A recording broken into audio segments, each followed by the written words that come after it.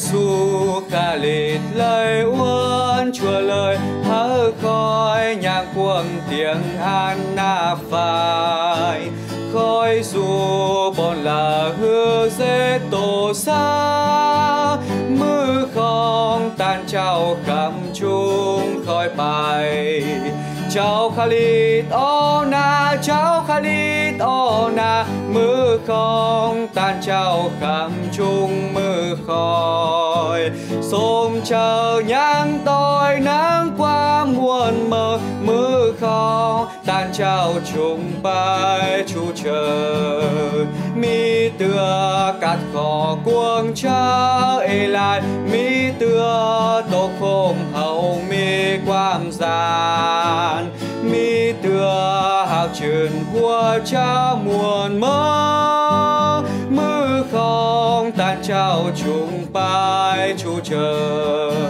chào Khalid Ona chào Khalid Ona mưa không tan trao khắp chung mưa khói xôm chờ nhang tôi nắng qua muôn mơ mưa không tan trao chung bay chu chờ khói gió tan trao khắp mưa chung bay bầu và chi áo khói bay cờ là chi mi quang tổ khứ sáng bàng cha mưa không tan trao khắp chung chu chờ chào Khalid Ona chào Khalid Ona mưa không tan trao khắp chung mưa khói xôm chờ nhang tôi nắng qua muôn mơ mưa không tan trao chung bay chu